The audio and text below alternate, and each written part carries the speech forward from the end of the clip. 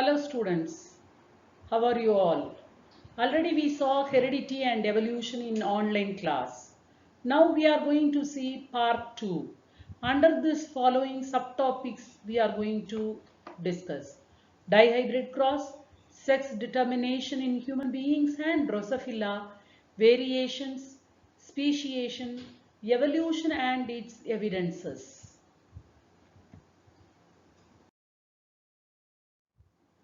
Dihybrid cross.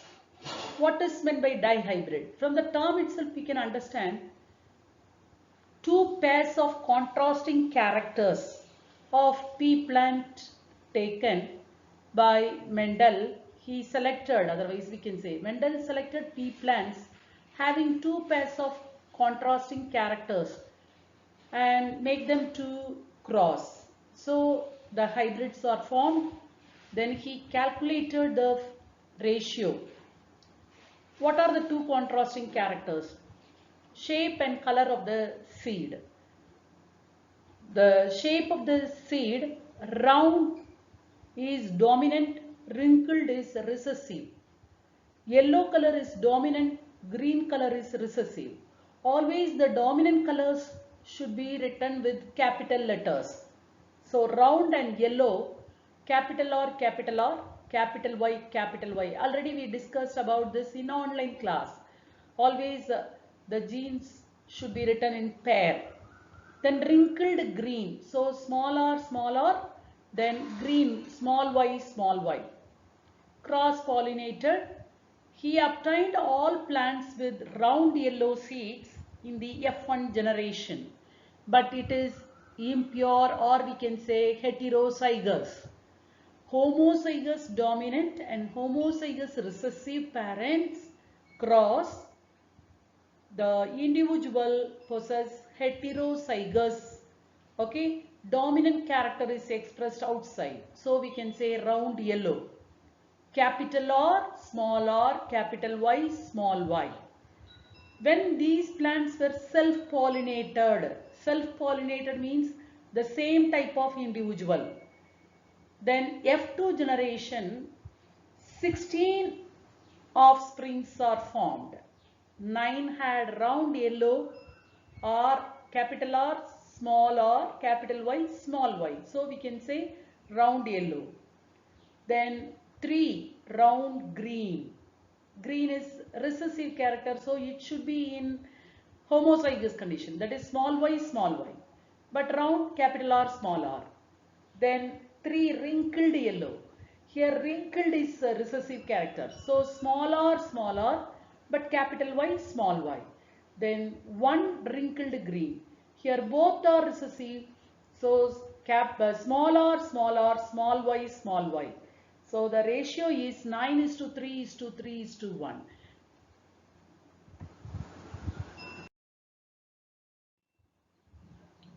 Yes, already we discussed this in online class.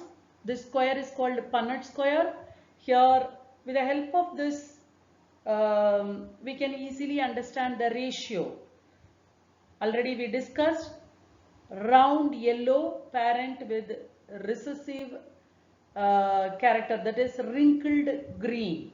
So in the F1 generation, see here it is shown clearly round yellow with wrinkled green. So in F1 generation, heterozygous but round yellow, capital R, capital Y.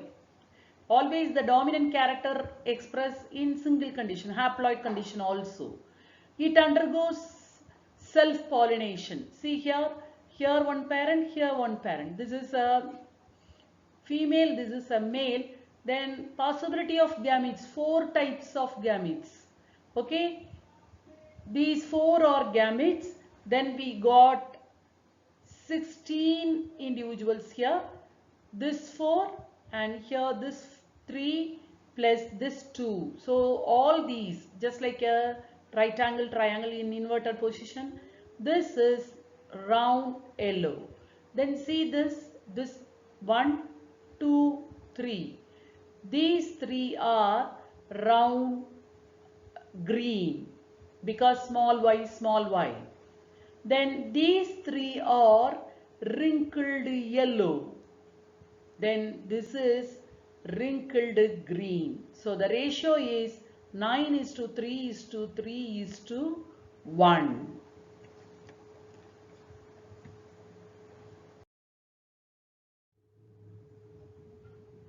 How do these traits get expressed? Mendel proposed that pair of factors which are now called genes that control the inheritance or transfer of characters from parents to offspring through genes. Okay, genes are located on the thread-like structure called what? Chromosome. Where is chromosome found? On the DNA. The genetic material present in chromosome is DNA. Genes are nothing but segments of DNA called cistrons. Genes are a part of chromosome. See, in each cell there is a nucleus, that is the controlling center. In the middle of the cell, in animal cell nucleus, in plant cell means towards periphery. Inside the nucleus, chromatin fibers or thread-like structures are found. In the chromatin fibers, or we can say chromosome, inside that DNA is found, double helical structure proposed by Watson and Crick. Inside that DNA, genes are found. That genes are nothing but inherit or transmit or transfer the character from parents to offsprings.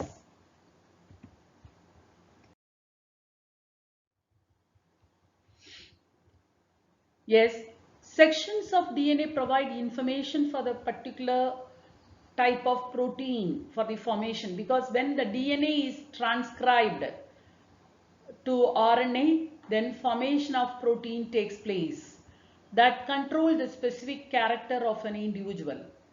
See, tall and dwarf, both are characters only. Okay, these are controlled by genes. Already you know capital T, tall, small t, dwarf. So controlled by genes. In addition to that, plant hormones. Already in control and coordination chapter we studied. What are the plant hormones? Gibberellin, cytokinin, auxin, abscisic acid. So these plant hormones are very important for the growth of a plant. Hormones are nothing but made up of protein. So more protein is available, then that shows more hormone is formed. Because of that, the growth of the plant also more or tall.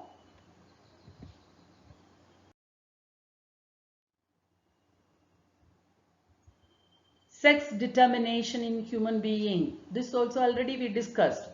There are 23 pairs of chromosomes found in human. Out of that, 22 pairs are autosomes or vegetative or somatochromosomes. One pair is sex chromosome, that is X and Y. The female has XX. The male has one X and one Y. So XY. So female can produce the egg, that is female gamete with only X chromosome. But male can produce the sperm with either X or Y. So if the sperm with X combined with the egg, then we can get a girl baby. If a sperm carries Y chromosome, it fuses with the egg, then we will get boy because XY.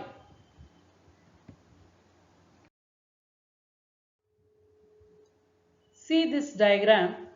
Here male XY, the female XX, father and mother. She can produce the egg with, that is female gamete with X chromosome only. But he can produce sperm with either X or Y. Suppose if this sperm, it carries what chromosome? X. With this egg, then girl baby.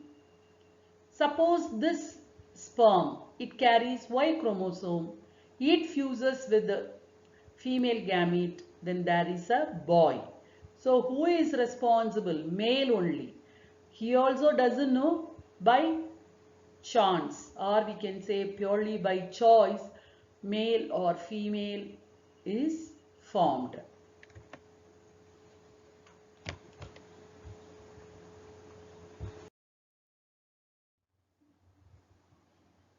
Drosophila melanogaster, that is nothing but fruit fly.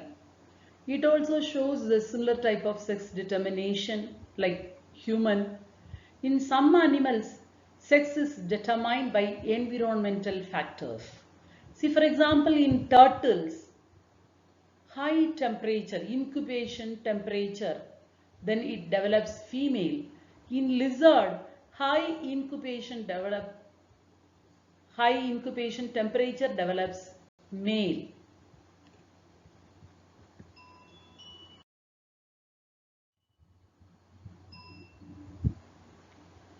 Variations. Variations means differences. It may or may not help the organisms to survive. Some variations help organisms to survive. See, these are some beetles living in green bushes. They increase in their numbers by reproduction. Already we discussed this. Crows can easily see the red beetles and they are eaten by the crows. During reproduction, due to some variation, some green beetles are produced instead of red beetles. The green beetles are not visible, or we can say they are camouflage with the environment. So they are not eaten by birds. Then gradually the population of red beetles decreases and the population of the green beetle increases. This is naturally selected. The green beetles are naturally selected. This variation has helped the organism to survive. Second case, some variations do not help organisms to survive. See, during sexual reproduction, a color variation occurs in red beetles and some blue beetles are produced instead of red beetles. Okay, so red beetles become blue. Both the red and blue beetles are visible to crows and eaten by them.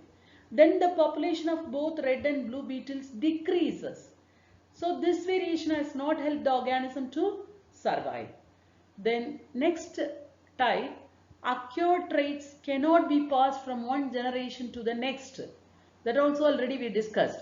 If the population of beetle increases and plants are affected by diseases, then the food available for the beetles decreases and in turn it affects the beetle population also because their body weight decreases due to malnutrition because the plants are affected, so the beetles are not getting sufficient food, so they are losing their body weight. But after few years or few months, if the food increases, then the body weight of beetles also increases. This acquired trait cannot be passed from one generation to the next generation because there is no change in their genetic composition.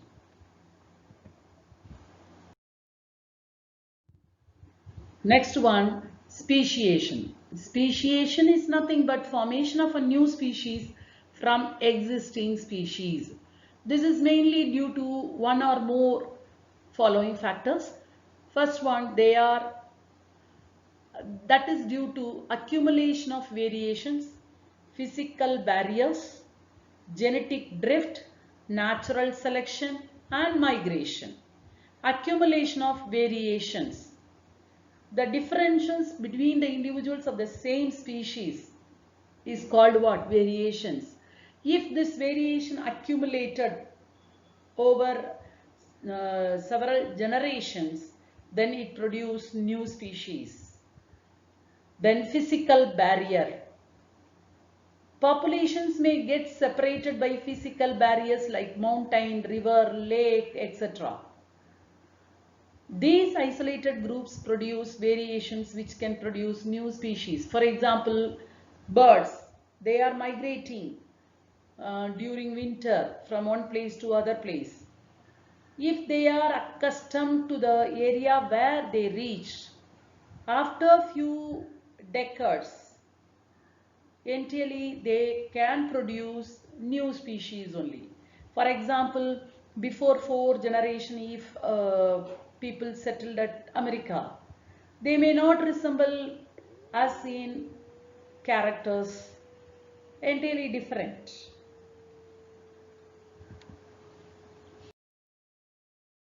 Genetic drift. Genetic drift is nothing but there is a change in the frequency of genes. Natural calamities or introduction of new members of the same species in an area can produce changes in the gene pool of the population, and new variations are produced because of that new species. The natural selection. Only those individuals of a species which have useful variations. For example, we saw green beetle and red beetle. Green beetle camouflage with the environment. So they can automatically naturally selected, survive, and others die. So these organisms can produce variations and new species. So other color population reduce, so green color will be more. Then migration. Some individuals of a species may migrate to a new geographical area and adjust to the changes in the environment there and develop new variations and produce new species.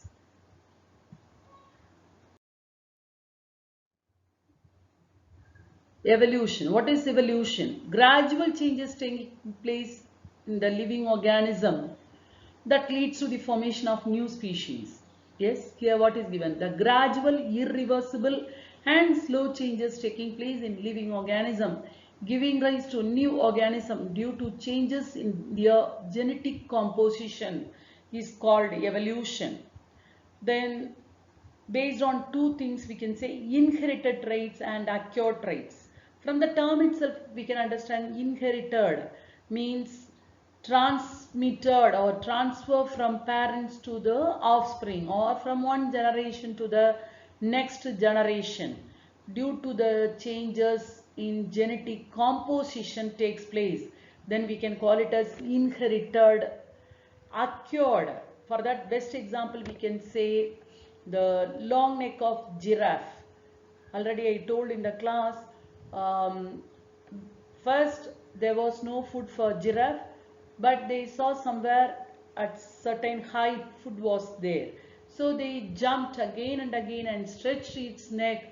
Because of that the neck bones are elongated. After many generations only the giraffe born with a long neck.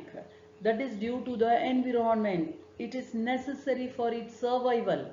Okay, like that way here we can see acquired traits are traits which are acquired by an organism during its lifetime, and it cannot be passed from one generation to the next, and it does not result in evolution. Breed a group of mice with tail. All the offsprings will have tail. Then cut the tails of these mice surgically. We see that offspring of tailless mice will never be tailless. See, they cut the tail of the mice and make them to breed, but the individual born with the tail only. This is because cutting the tail does not change the genes of the mice. Evidences of evolution. There are a number of common features in different organisms which provide evidence to show the evolutionary relationship. Here we can see about homologous, analogous, fossils and vestigial organ.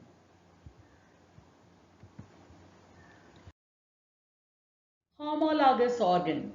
See, these organs which are similar in structure but different in functions. The forelimbs of man, amphibian, reptiles, birds, they are similar in their structure but functionally they are different. For us the forearms for writing, holding, but for frog for jumping, then reptiles for crawling, birds for flying. So they all differ in their function. Analogous. These organs which are different in structure but similar in function. The wings of butterfly, even though it is an invertebrata, it resembles bird's wing and also bat wing. They have different structures, but they are showing similar functions. So this shows evolutionary relationship. Beautifully in this picture shown homology and analogy. Four limbs of man, mouse and bat. Then analogy, bat wing and butterfly wings and bird wings. They are similar in function but different in structure. Homology, similar in structure, differ in function.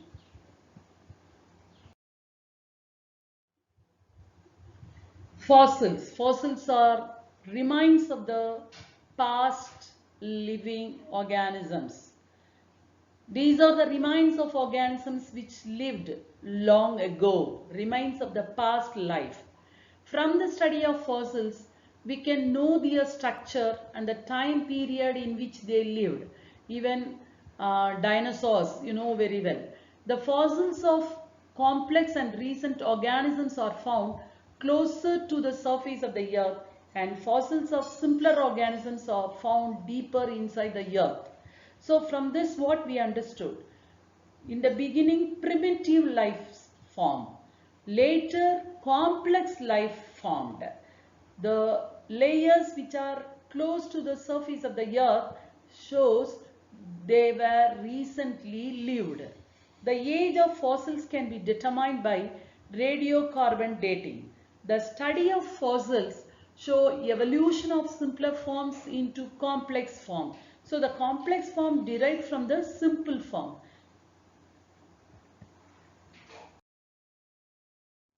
Yes, yes, here the diagram of fossils given, very important even in board paper, one or two fossils diagram and they ask you to identify. See the first one in the left side is top, that is a tree trunk. This is tree trunk, the fossil of the tree trunk. Then this is the ammonite, just like a snail's shell. Then this is the trilobite. Then this is the Nitia, that is a fish. Then this is the skull bone. This is the Rajasuras. Okay, these among these diagram, any one or two, they ask you to label. What is it? Identify it. Okay, so fossils gave evolutionary history. Okay, from this what we can understand? From simple, the complex life originated. Thank you.